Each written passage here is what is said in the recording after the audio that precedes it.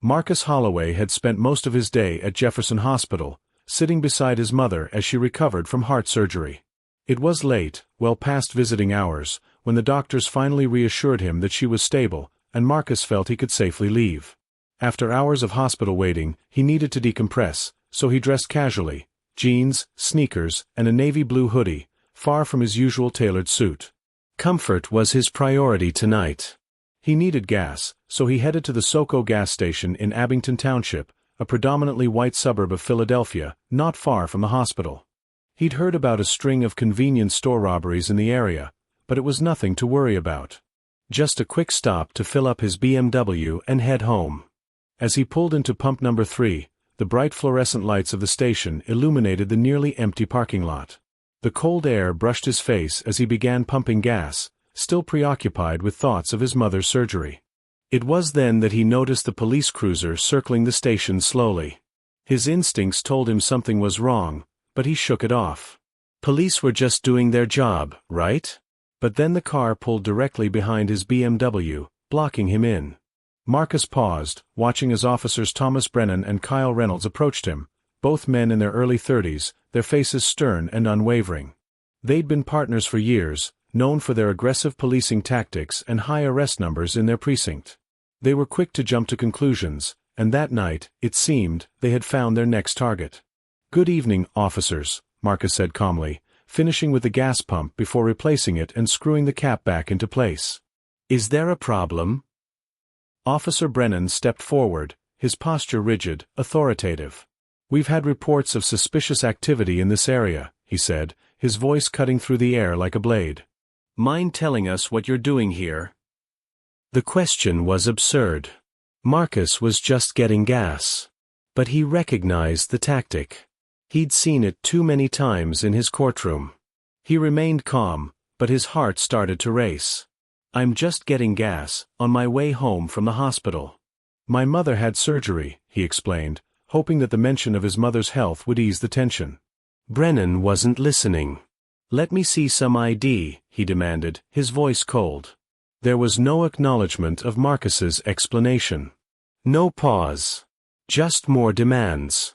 Marcus, taken aback but keeping his composure, maintained eye contact with the officer. "May I ask why?" he asked, his voice steady. "I'm simply getting gas. Why am I being stopped?" Reynolds, standing off to the side, spoke up now, his tone much more insistent. "Sir, we need you to comply with our instructions immediately." Marcus knew his rights. But he also knew the danger of the situation. His hand moved slowly toward his back pocket where his wallet sat, and he spoke with clarity. "I'm reaching for my wallet. My name is Marcus Holloway. I'm a judge with the Philadelphia County Court of Common Pleas." For a moment, there was silence. Brennan and Reynolds exchanged glances, and then Brennan laughed. It wasn't a kind laugh. It was dismissive, mocking even. "Sure you are," he said, his voice dripping with sarcasm. "And I'm the police commissioner." Before Marcus could retrieve his wallet, Brennan grabbed his arm roughly, slamming him against the side of his BMW. His cheek hit the cold metal of the car, and the air rushed out of his lungs. The force of the movement stunned him, leaving him breathless, his mind racing. "What are you doing?" Marcus demanded, trying to keep his voice even. "This is completely unnecessary." Brennan wrenched Marcus's arms behind his back, and Reynolds kept a hand on his weapon. "Stop resisting," Brennan shouted, even though Marcus wasn't fighting back. "I'm not resisting," Marcus said through gritted teeth as the handcuffs dug into his wrists. "This is a mistake. My judicial ID is in my wallet." "Yeah, we'll check that downtown," Reynolds said dismissively, beginning to search Marcus's pockets without his consent. A young white woman at a nearby pump had taken out her phone and was recording the entire interaction. "Is this really necessary?" she called out. "He's just getting gas." "Ma'am, please stay back," Reynolds barked, not even looking in her direction. "This is police business." The night manager of the gas station, a middle-aged South Asian man named Patel, hurried out from behind the counter. "Officers, I know this man," he said, his voice trembling slightly. "He comes here often. He's a regular customer." A judge. Brennan waved him off. Sir, return to the building, or you'll be interfering with police business. Marcus locked eyes with Patel. Please call Diane Chin at the courthouse, he said quietly. Tell her what's happening. Patel nodded frantically, backing away as Brennan guided Marcus toward the patrol car. The indignity of it all burned through Marcus. He was a judge. He had served his community for years, but now, here he was, forced into a police car like a common criminal. As they shoved him into the back seat, he felt a crushing sense of powerlessness. His dignity, his rights, and his identity seemed to disappear in an instant. Through the tinted windows of the police car, Marcus could see the gas station shrinking in the distance. He watched his BMW grow smaller, and with it, the remnants of his life as he knew it. As they sped away, his mind spun with disbelief. This wasn't supposed to happen. He had followed all the rules, been respectful, even identified himself as a judge. But none of that mattered. Not tonight. The ride to the Abington Township Police Station felt like an eternity. Every bump in the road sent a jolt of pain through his body, the handcuffs biting deeper into his wrists. From the front seat, Officers Brennan and Reynolds chatted casually, oblivious to the mun they were transporting. Got another one claiming to be important, Brennan chuckled. Last week it was some guy saying he was the mayor's cousin. Remember that lady who said she was a neurosurgeon? Reynolds snorted. Turned out she had 3 warrants. Marcus kept silent, feeling the weight of every word they said, every moment of this humiliating experience. When they arrived at the station, the booking process was like a blur. The officers barely looked at him. The booking sergeant didn't even acknowledge his existence as they pushed him through the process, his hands still cuffed. Got a gas station loiterer who matches the robbery suspect, Brennan explained casually. Claims he's a judge, the sergeant muttered, barely lifting his eyes from the computer screen. Marcus stood there, his dignity being stripped away with every passing second. His judicial ID, which had earned him respect in the courtroom, was now just a piece of paper that meant nothing to these officers. And as he stood in that cold, sterile room, Marcus Holloway realized that this was no longer just about one man's arrest. It was about something much bigger, something deeper. A system that saw him as a suspect, not as a judge. A system that had been broken long before this night. The sun had barely risen the next morning when the story of Marcus Holloway's arrest began to spread like wildfire. It started with a brief news segment, just a few seconds of grainy video showing a black man in handcuffs being pushed into the back of a police car. His face was visible, but the details were fuzzy.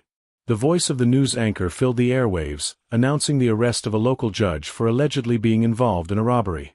No one knew the full story yet. No one cared to.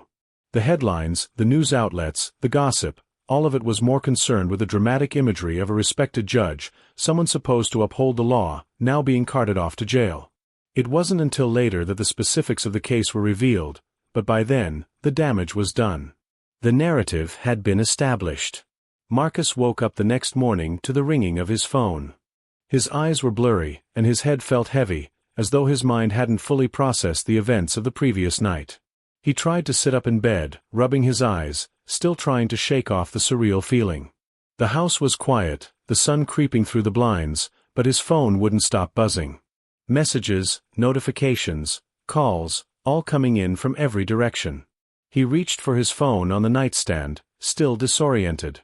It felt like the entire world was suddenly watching him. Marcus, is this true? Judge Holloway, why were you arrested? The news is all over the place. Is it true you were at a gas station? This is crazy. I can't believe this. What's going on? The barrage of texts, social media alerts, and missed calls only made his sense of confusion worse. He was still processing his own arrest, but now he had to deal with the whirlwind of public attention. How could this be happening? A judge, someone who had worked his entire life to uphold the law, now being publicly accused of something he didn't do. How had his name become the latest headline? The phone continued to buzz relentlessly. His wife, Vanessa, was already up, standing in the kitchen, making coffee. She had already seen the news. Marcus, we need to talk, Vanessa said quietly as she handed him a mug of coffee. The video of your arrest is everywhere. People are talking." He didn't know how to respond. The video that had been recorded by the woman at the gas station had already gone viral, shared on social media, reshared, and then covered by every news outlet. "Have you seen the video?" Vanessa asked, as though reading his mind. Marcus nodded slowly, his eyes still tired, the events of last night playing on repeat in his mind. "I've seen it," he said quietly, taking the mug from her. He could still hear the echo of the officers' voices, the harshness of their words, the sudden force they used to slam him against his own car. The truth didn't matter anymore. He was now part of the story, a judge, a public figure, reduced to nothing more than the latest scandal. A black man in handcuffs, presumed guilty before he had even been given the chance to defend himself. By noon, the story had spread far beyond Philadelphia. News outlets across the country were now covering the arrest of Judge Marcus Holloway, the black judge who had been accused of a crime he didn't commit. The accusations were vague. He matched the description of a suspect from a local robbery, the report said. But the description itself was so broad that it could have fit countless men in Philadelphia. Yet, the media didn't question the validity of this accusation. No one bothered to ask why the officers had stopped him, why they had treated him like a criminal when he had done nothing wrong. His arrest was the lead story. News anchor after news anchor reported on the arrest, adding little more than the initial details. A respected judge, arrested at a local gas station, under suspicion of robbery. The suspect, who police say fits the description of a recent crime, was taken into custody without incident. As the day went on, the media frenzy only grew. The phone rang constantly. People Marcus didn't know were sending him messages of support, asking if he needed anything, offering help. It felt like everyone was trying to make sense of the story, but no one had the full picture. The next few hours were a blur. Marcus and Vanessa spoke to a few of his colleagues at the courthouse. Everyone was stunned. The phone calls continued, some sympathetic, others filled with disbelief and judgment. It was as if the public had already decided what had happened without hearing his side. His colleagues at the courthouse were shocked to hear the news, but they didn't know what to say. Some offered support, others stayed quiet, unsure of how to handle the situation. Marcus knew that once the media had their hands on a story like this, it was difficult to get it back. His phone buzzed again, but this time it was from the local news station asking for an interview. It was clear that this wasn't about facts or the truth. This was about the scandal, the drama of a respected judge being arrested. No one cared about the details of why it happened. No one cared that it was a mistake, that it was wrong. They only cared about the headline. Even the neighbors had begun to gossip. He had heard Mrs. Abernathy from next door whispering as she passed the window, her hand covering her mouth. She had likely seen the video, heard the story, and now she was judging him along with the rest of the world. Would she call the police if she saw him walking down the street now? Would she think he was just another criminal? That evening, Marcus sat at the kitchen table with Vanessa and their two children, Jamal and Zora. The TV was on in the background, and once again, the news showed footage of his arrest. The grainy video, the flashing lights, the police pushing him into the back of the car, it was all there, for everyone to see. Jamal, his 17-year-old son, sat with his arms crossed, staring at the screen with anger and frustration. Zora, 14, sat beside him, looking more worried than anything else. She didn't understand fully what was happening, but she could sense that something was wrong. "We saw the video," Jamal said, his voice tight with emotion. "It's everywhere online. It's on the news. How could they do that to you?" Marcus sighed heavily, setting his mug down. "I don't know, son. I don't know."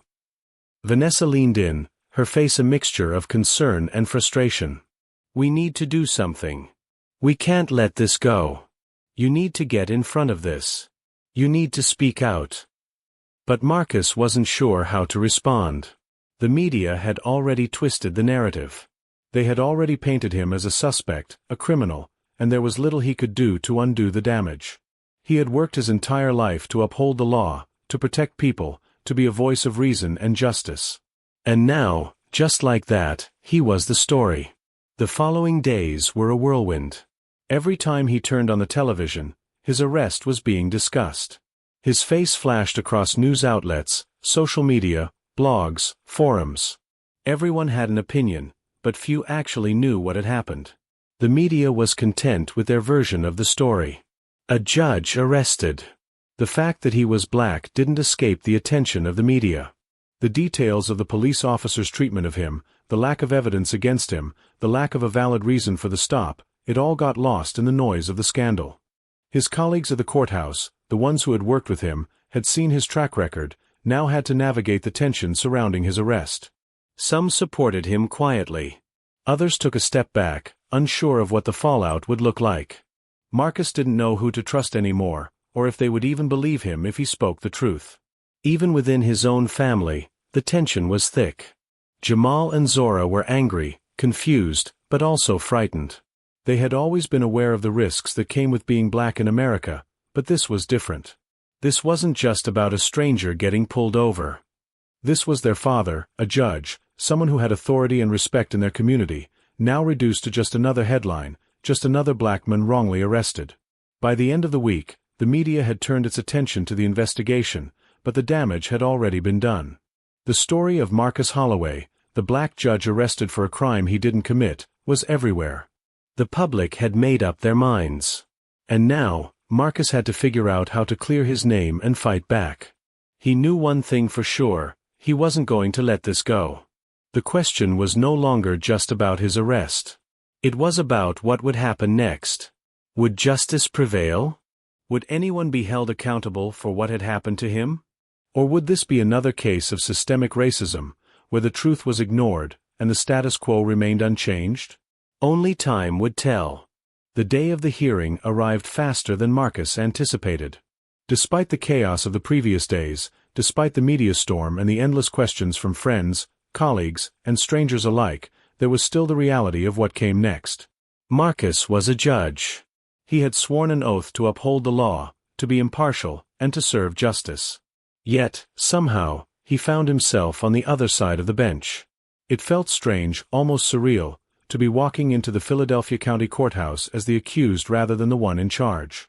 He had been there countless times before, sitting on the bench, listening to cases, passing judgment on others. But today, it was him in the hot seat. The courtroom felt different today. The usual bustle of attorneys and clerks, the sounds of papers shuffling, and the occasional murmur of witnesses and jurors, all seemed muted, replaced by a thick tension hanging in the air. It wasn't just the usual court business that was at stake anymore.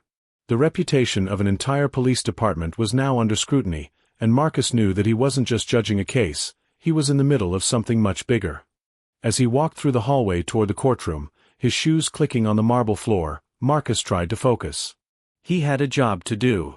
But the weight of everything, the arrest, the media frenzy, the public's judgment, it all pressed on his shoulders. His heart was heavy, his thoughts scattered. He had seen the way people looked at him when he walked into the courthouse that morning. The whispers, the stares. It wasn't just the usual courtroom gossip. It was something deeper. The faces were different now. Some sympathetic, others skeptical, but all watching, waiting. The man who had been respected as a judge, who had worked his whole life for this position, was now part of a scandal that had made national news. But this wasn't about him. Not really. It was about the systemic issues that his own experience had now laid bare. The officers who had arrested him, Officer Brennan and Officer Reynolds, were the ones who had made this personal. They had been the ones to see him not as a judge, but as a black man in a hoodie, just another suspect. Just another criminal to arrest. Inside the courtroom, the scene was much the same as Marcus had left it. The walls, the high ceiling, the imposing bench, it all felt so familiar. But today, it was different. The tension in the room was palpable. The press had already filled the back rows, their cameras clicking and flashing as soon as he walked in. The community activists, some of whom had been following the case since the beginning, had gathered in the gallery, their signs and placards a visible reminder of the larger issue at play.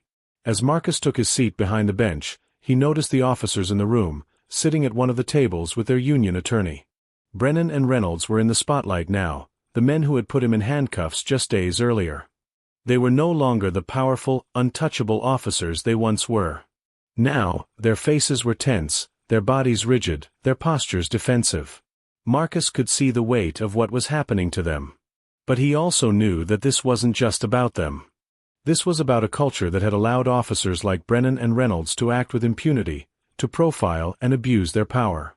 He wasn't just here to hold them accountable for their actions. He was here to address something bigger, something far more systemic. The room fell silent as Marcus took his seat, his gavel coming down with a sharp, authoritative thud. The case before him, Antoine Johnson's complaint against the Abington Township Police Department, had just begun. But this wasn't just any case. This was a case that would test the very heart of the justice system. "Good morning," Marcus said, his voice steady, but his mind racing with thoughts of what had happened to him. "We are here today for the matter of Johnson versus Abington Township Police Department. A complaint of misconduct and excessive force." He paused, looking around the room. The crowd was expectant, eyes focused on him. He couldn't help but feel the weight of their gazes. This wasn't just another case to be heard. This was something much larger, something that could ripple out far beyond the courtroom. "Before we proceed," he continued, his voice even, "I should acknowledge that I recognize Officers Brennan and Reynolds from a personal encounter last night, which some of you may have seen reported in the media." The room erupted in murmurs. Gasps and whispers filled the air. The union attorney immediately jumped to his feet. "Your Honor," he began, his voice shaking with a mix of surprise and concern. "In light of this admission, we respectfully request your immediate recusal from this case." Marcus had expected this. He knew it was coming. But he also knew that recusing himself was not the answer. He wasn't about to let his own experience prevent him from doing his job, from holding these officers accountable. "Your objection is noted, Counselor," Marcus said, his voice calm, his gaze unwavering. "I will hear formal arguments on that motion momentarily." Turning to Antoine Johnson, sitting across the courtroom, Marcus softened. The young man's face showed a mix of confusion and disbelief. He had just come in for justice, for accountability, but now the situation had become something much more complex. "Mr. Johnson," Marcus said, nodding in his direction. "Are you prepared to proceed today?" Johnson nodded slowly, still processing what was happening. "Yes, Your Honor." "Very well," Marcus said, turning to the union attorney. "You may present your motion for recusal." The attorney, Maxwell Gordon, stepped up to the podium, his silver hair gleaming under the fluorescent lights. He was confident, his posture stiff, as he began to argue the case for Marcus's recusal. "Your Honor," Gordon began, his voice steady, "given your personal interaction with my clients last night, there is clear potential for bias in these proceedings. Judicial Canon 3 requires recusal when a judge's impartiality might reasonably be questioned." Marcus listened attentively, his face impassive. He knew the argument. He had prepared for it. But he wasn't going to let it shake him. He wasn't going to recuse himself just because the officers had crossed a line. "Your objection is noted," Marcus said once again, his tone unshaken. "But I believe I can preside impartially over this matter. My personal experience does not disqualify me, rather, it provides valuable insight into the conduct of the officers involved." The room was tense as the arguments unfolded. The defense, of course, wanted Marcus to step aside. They had already lost their ground in the media, and now they were trying to hold on to whatever they could. But Marcus knew this wasn't about a single case. This was about the larger issue of accountability and the deep-rooted patterns of racial profiling that had been allowed to thrive unchecked. The public defender, Gabriela Rivera, rose to argue against the motion for recusal. "Your Honor," she began, "we oppose the motion for recusal. The incident involving Judge Holloway and these officers is separate from our case. In fact, it provides essential context about officer conduct." Marcus couldn't help but feel a sense of pride. This was why he was here. This was why he couldn't back down. The judiciary does not require recusal simply because a judge has relevant knowledge, Rivera continued. If that were the case, no judge with experience in criminal law could ever preside over a criminal case. The courtroom fell silent as Marcus processed the arguments. He had heard them all before. The officers would try to argue that this was just a mistake, that it was an isolated incident. But the evidence was clear. They had done this before. They had used vague descriptions, vague justifications, and then covered it all up. Marcus turned to the union attorney. "The motion for recusal is denied," he announced firmly. The case proceeded, and the testimonies began. Johnson took the stand, recounting his encounter with Brennan and Reynolds. As he spoke, his words struck a chord with Marcus. He had heard similar stories time and time again from the defendants who stood before him. The vague reasons for the stop, the immediate escalation, the aggression. But now, it was personal. The officers took the stand next, their testimonies full of contradictions and lies. But Marcus didn't flinch. He had seen this before. He had seen officers try to justify their actions after the fact, and he had seen how those stories always fell apart when they were put under scrutiny. The hearing dragged on, with witness after witness testifying about the officers' conduct. The case was unraveling, piece by piece, and Marcus could see it. He could see the cracks in the defense, the desperation in the officers' eyes. And for the first time, he felt like he was getting justice. The courtroom felt heavier the next day. Marcus sat behind the bench, his gavel resting in front of him, the weight of the proceedings bearing down on him with every passing minute. The room was filled with murmurs and whispers, but not about the case at hand. No, it was the atmosphere surrounding the case that had taken on a life of its own. People had come to see more than just a trial about police misconduct. They had come to witness a confrontation between the public and the very system that had allowed such things to happen. Marcus had known from the start that this would be a pivotal moment. A turning point not just for him, but for everyone involved. The momentum from the previous day's hearings had carried over, and today, he would have to steer it toward justice.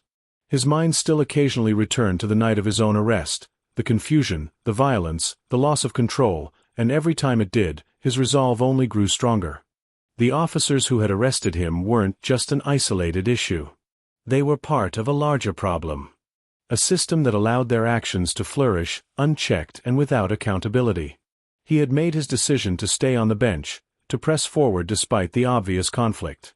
And now, it was time to get to the truth, the whole truth, not just the part the officers had wanted the world to see. The courtroom was packed again, as it had been yesterday. Reporters stood at the back, capturing every moment, while the usual crowd of lawyers, community activists, and concerned citizens filled the rest of the seats. Antoine Johnson, the complainant in the case, sat at one of the tables, his public defender by his side, watching as the courtroom buzzed with anticipation. It had been a long journey for Antoine, from the night he was stopped by officers Brennan and Reynolds to now, sitting in front of Marcus Holloway. His face was stoic, but Marcus could see the nervous energy in his eyes. This wasn't just about him anymore.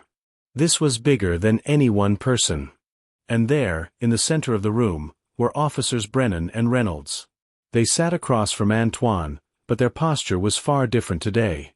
Gone was the cocky arrogance from the gas station.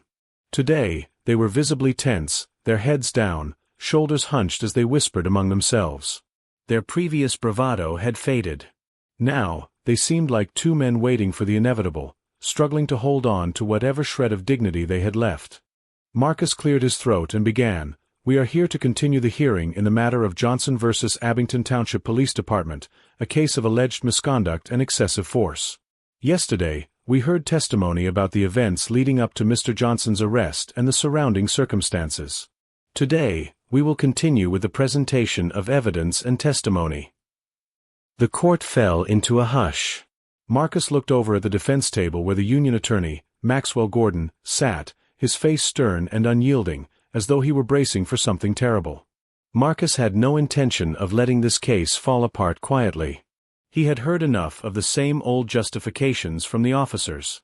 It was time for the truth to be exposed. The first witness to take the stand today was a familiar one, Officer Darrell Jackson, the young officer who had recognized Marcus during his arrest. He had been a rookie when he first joined the Abington Township Police Department, but unlike Brennan and Reynolds, he had shown an early awareness of the department's flaws. His testimony had already provided crucial insight into the internal culture of the police force. And today, he would reveal more. When Officer Jackson was sworn in, he hesitated for a moment, glancing nervously around the room.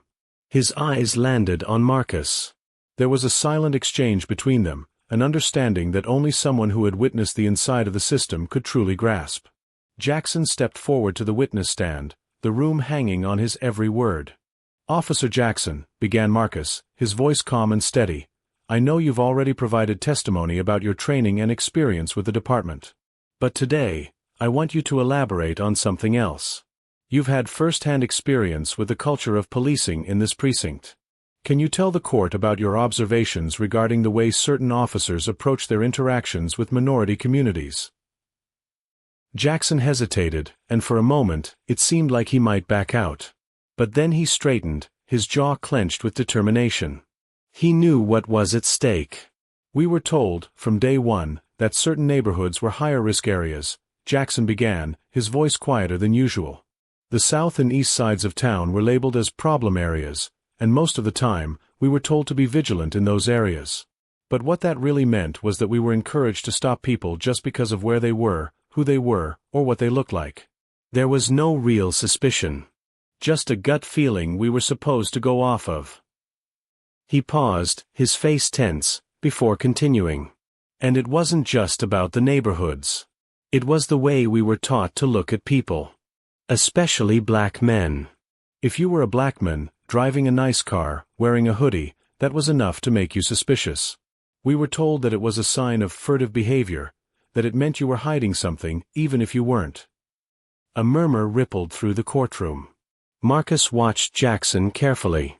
This was the truth that everyone had been afraid to admit, and now it was out in the open. "And what about officers like Brennan and Reynolds?" Marcus asked. "How did their approach to policing affect the department?" Jackson shifted in his seat. He had seen enough to know that he wasn't the only one who had noticed the problem. Brennan and Reynolds, they were known for being aggressive. They didn't care about the probable cause or reasonable suspicion we were supposed to follow. They wanted numbers. They wanted arrests. And they got them. The more people they stopped, the better their stats looked. And that's what mattered to them. Not who they were stopping, but how many. The courtroom had gone quiet. The weight of Jackson's words hung in the air like smoke. Marcus could see the officers at the defense table, their faces pale, the reality of their actions crashing down on them. Marcus turned to the defense table. "Officer Brennan," he began, his voice steady, "can you explain to the court why your stop of Mr. Johnson occurred without any clear suspicion? Why was it that you and Officer Reynolds decided to profile him based solely on his race?" Brennan, once so confident, now seemed shaken. He glanced over at his attorney, his face flushed. He had no answers. Just as he had no answers when Marcus was arrested. His training had told him what to do. His instincts, shaped by years of implicit bias, had told him what to see. But now, standing before the court, with everything on the line, there was nothing he could say that would justify his actions. "I had a suspicion," Brennan stammered, his voice failing him. "It's just," he matched the description. "What description?" Marcus pressed. "Was it because he was a black man in a white neighborhood?" Brennan faltered. His eyes flicked nervously to his attorney, but there was no way out.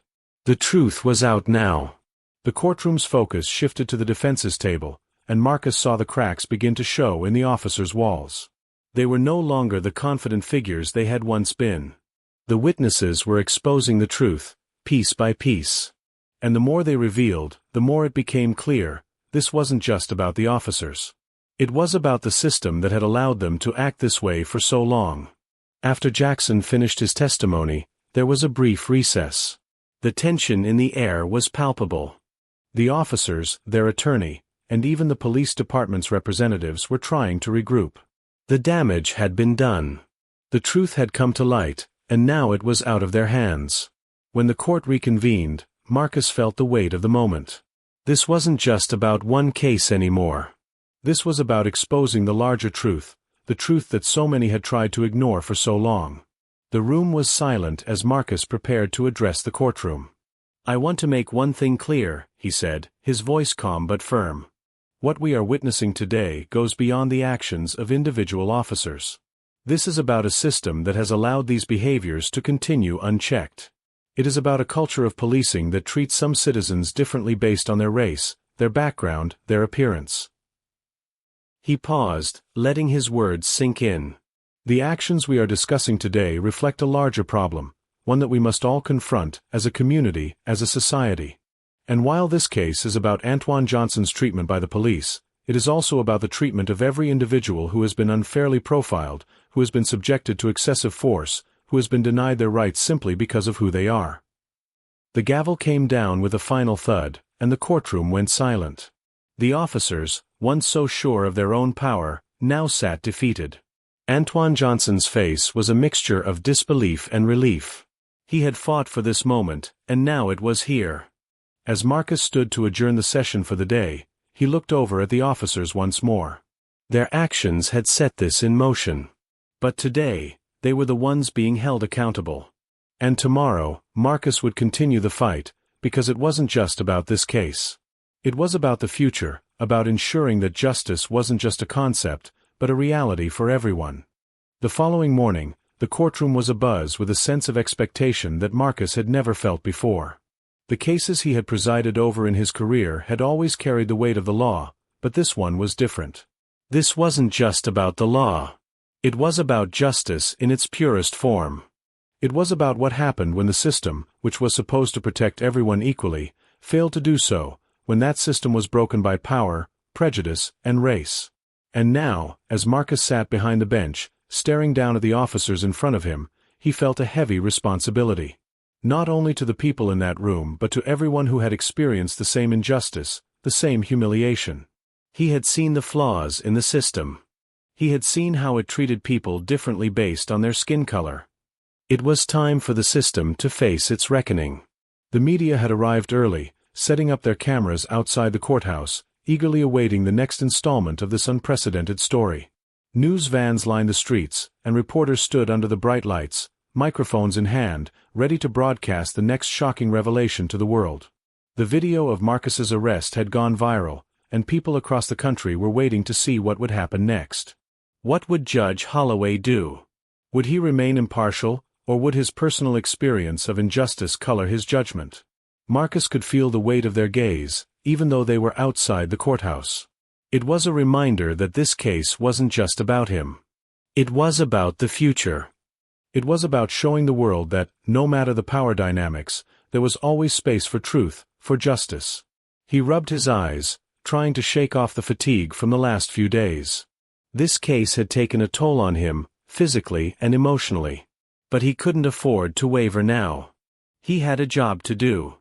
And that job, however difficult it may be, was to ensure accountability. Accountability for the officers who had abused their power, accountability for the system that had allowed them to do so for so long. As the court session began, the air was thick with tension. Antoine Johnson, the complainant, sat nervously in his seat.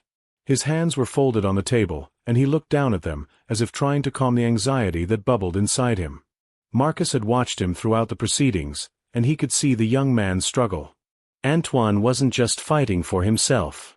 He was fighting for every person who had ever been unfairly profiled, for every person who had ever been treated as a criminal simply because of the color of their skin. This case wasn't just about an arrest at a gas station. It was about a culture of policing that had gone unchecked for too long. And Marcus knew that the eyes of the world were on him, waiting to see how he would handle it. Marcus took a deep breath before addressing the court. We are here to continue the hearing of Antoine Johnson versus Abington Township Police Department. The matter before us involves allegations of misconduct, racial profiling, and the use of excessive force by the officers involved in the incident. His voice carried across the room, each word carefully chosen to set the tone for what was to come. Yesterday, we heard testimony that exposed the patterns of behavior that led to Mr. Johnson's unlawful detention. Today, we will continue to examine the evidence and hear the final arguments. This case is no longer just about one man's complaint. It is about the systemic issues that allowed his mistreatment to occur. He paused, allowing his words to sink in. He wanted to make sure everyone in that courtroom understood the gravity of the situation. This wasn't just about holding officers accountable for their actions. This was about confronting a system that had allowed those actions to happen again and again without consequence. I ask that everyone in this room approach this case with the seriousness it deserves. Justice cannot only be done, it must be seen to be done." The room fell silent. Marcus could feel the weight of the moment pressing on him, but he refused to let it break him. He wasn't going to back down. Not now. The proceedings continued with more witnesses testifying. But it wasn't the usual court drama. Today, it felt different. Each witness seemed to carry the weight of something much bigger than just their own story. Each one was speaking not just for themselves but for the countless others who had been affected by the actions of Brennan and Reynolds, and officers like them. A local community activist testified about the history of racial profiling in the area, speaking of the countless times Black and Latino individuals had been stopped without cause, without justification, and without apology. She spoke about the statistics that proved the overwhelming disparity in how people of color were treated by the police. It wasn't just about the officers, it was about the culture they operated within. Marcus listened intently, his mind racing as the testimonies poured in. It was clear that this wasn't an isolated incident. Brennan and Reynolds weren't just bad apples. They were products of a system that rewarded aggressive policing, a system that turned a blind eye to complaints and to the rights of the very people it was meant to protect. The defense tried to downplay the testimonies, objecting to the use of certain evidence, questioning the credibility of witnesses. But Marcus wasn't swayed. He had seen enough to know the truth. And the truth wasn't going to be silenced, no matter how hard the defense tried to bury it. By the time the lunch recess came, Marcus felt drained. The tension in the room had reached its peak. He knew that the officers, especially Brennan, were feeling cornered. The cracks were beginning to show. They had always operated with a sense of entitlement, of power. But now, in the courtroom, they were exposed. The system that had protected them for so long was now being laid bare for everyone to see. As Marcus stepped away from the bench during the break, he found himself lost in thought. He couldn't help but think about the way his own arrest had unfolded. He had been a judge for years, respected in the courtroom, trusted by his peers. And yet, when it came to the moment that mattered most, none of that seemed to matter. The moment he was treated as a criminal, as someone who didn't deserve respect, his world had shifted. It had been a brutal reminder of the reality of systemic racism. No amount of titles, no amount of authority could protect him from that. But as much as he wanted to, he couldn't allow himself to dwell on his own experiences. He had a job to do. The future of this case, the future of policing in Abington Township, depended on his ability to remain impartial and to see this through.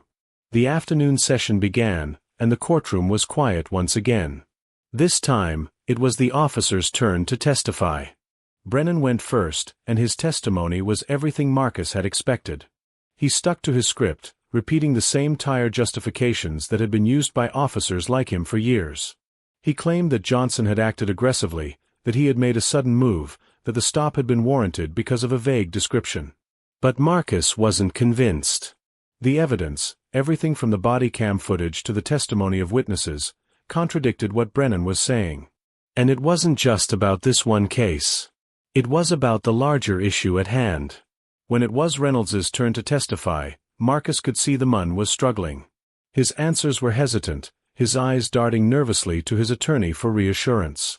It was clear that the defense was crumbling. The officers were no longer the confident, arrogant figures they had been just a few days ago. Now, they were simply trying to salvage whatever dignity they could. As Reynolds spoke, Marcus's mind returned to his own experience. He had seen this before, officers trying to cover their tracks, to justify their actions with flimsy explanations and lies. But this time, it wasn't going to work. Not in his courtroom. Reynolds stumbled over his words, trying to explain why he had stopped Johnson. He spoke about the vague description, the suspicious behavior, but the more he spoke, the more the holes in his story became apparent. It wasn't just a bad arrest. It was part of a larger pattern. A culture that had been allowed to fester for too long. As the day wore on, the tension in the courtroom intensified. The testimonies were starting to form a clearer picture, one that Marcus had known all along. Brennan and Reynolds had acted inappropriately. They had profiled Johnson.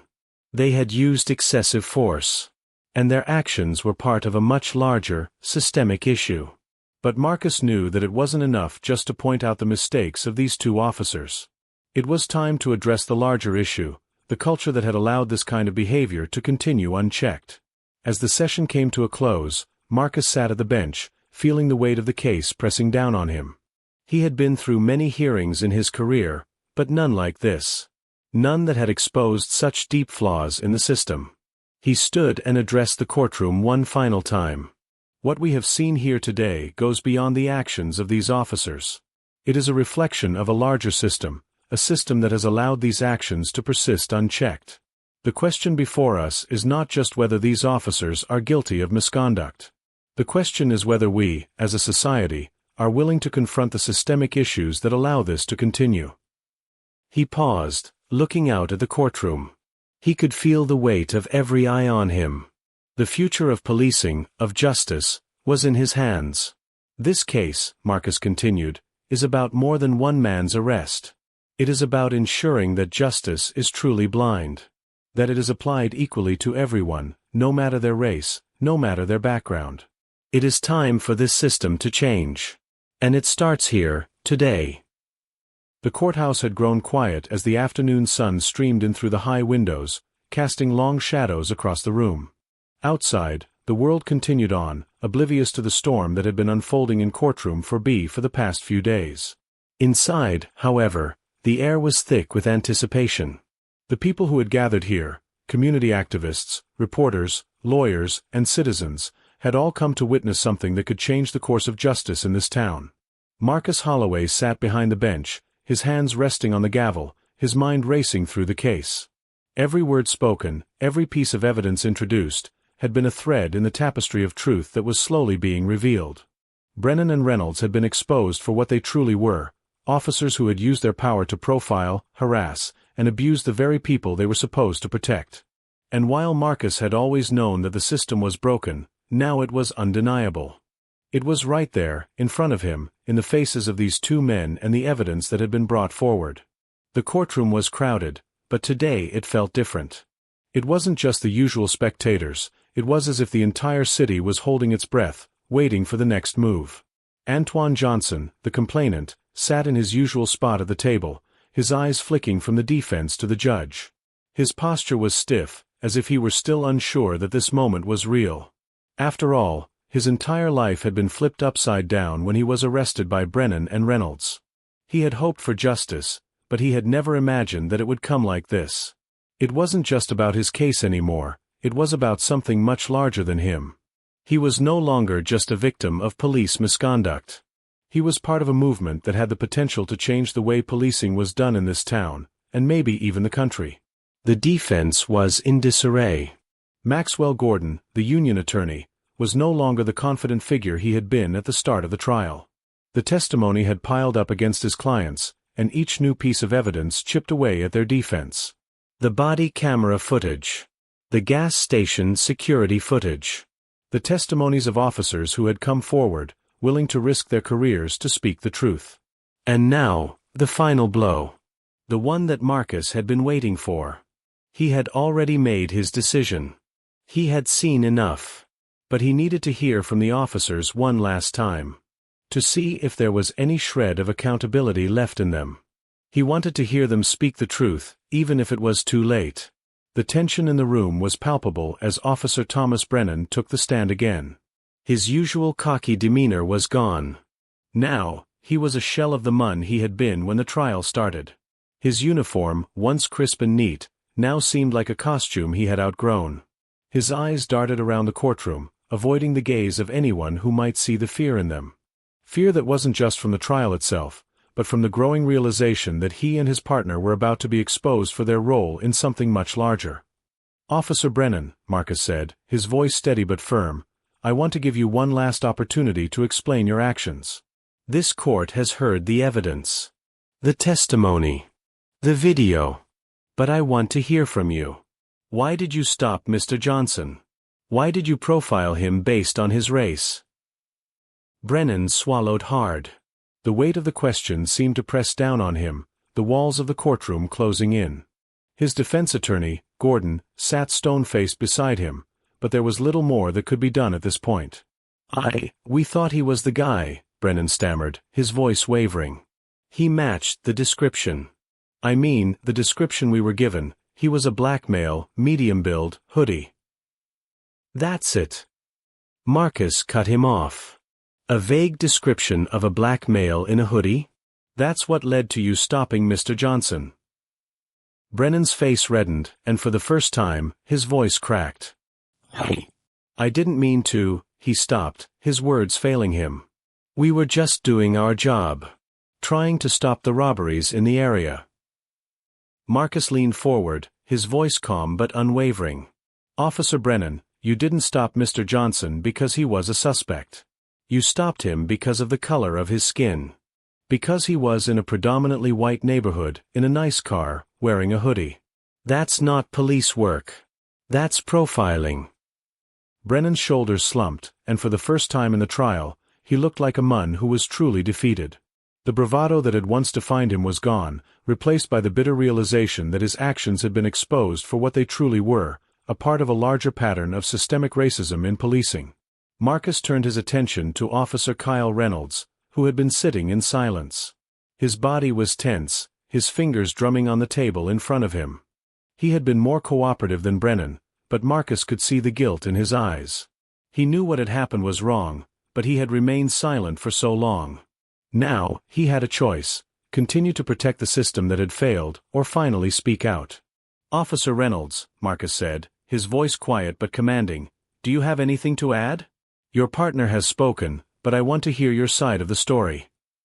Reynolds looked up, his face pale. He hesitated for a moment, clearly weighing his options. He had seen what happened to Brennan. He knew there was no going back. But the pressure of the situation, the weight of what had happened, finally broke through. We didn't have a good reason to stop him," Reynolds admitted, his voice barely above a whisper. "We thought he fit the description, but that wasn't enough. It wasn't enough to make a stop. I know that now." The courtroom seemed to hold its breath. It wasn't a confession of wrongdoing, not fully. But it was a step. A crack in the wall of denial. For the first time, an officer was admitting that the system had failed. Marcus sat back in his chair, feeling the weight of the moment. This wasn't about punishing individuals anymore. It was about exposing the truth, about ensuring that these actions didn't go unchallenged. The officers had finally spoken the truth, but there was still more to be done. As the day wore on, the evidence continued to pile up against the officers. The testimonies were damning. But the real breakthrough came when the video footage from the gas station was played in court. The footage, captured by a bystander, showed Brennan and Reynolds as they approached Marcus at the gas pump. It showed them confronting him without any cause, without any reasonable suspicion, and it showed the moment they forcibly slammed him against the side of his car. The courtroom fell silent as the video played. There was no mistaking the brutality of the encounter. There was no justification for what had happened. The officers' actions were indefensible. And for the first time, they knew it. As the session drew to a close, Marcus stood at the bench, his gavel in hand.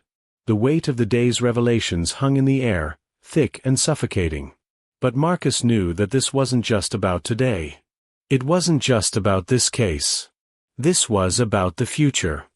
"The court has heard enough," Marcus said, his voice steady and resolute. "I will take this matter under advisement, and I will return with a ruling. But make no mistake, what has been revealed here today is not just an isolated incident. It is part of a larger, systemic issue that must be addressed. And it will be." He paused, his gaze sweeping over the courtroom. "This trial is not just about Mr. Johnson. It is about every person who has been wronged, every person who has been denied their rights, every person who has been judged by the color of their skin rather than the content of their character." He set the gavel down gently, its sharp echo ringing through the room. "We will find justice. Not just for Mr. Johnson, but for everyone who has been subjected to this kind of treatment." As the courtroom emptied, Marcus remained seated at the bench for a moment longer. He could feel the eyes of the world on him, but for the first time, it didn't feel like a burden. It felt like a responsibility to ensure that this moment would not pass without change. His mind returned to the night of his arrest, the shame and humiliation of being treated like a common criminal. But it also returned to the sense of purpose he now felt. This was his chance to make a difference, to ensure that what had happened to him would not be allowed to continue. As he left the courthouse that evening, the sun setting behind him, Marcus Holloway knew that his work was far from over. But today, something had changed. The truth had come to light. And that truth would not be silenced.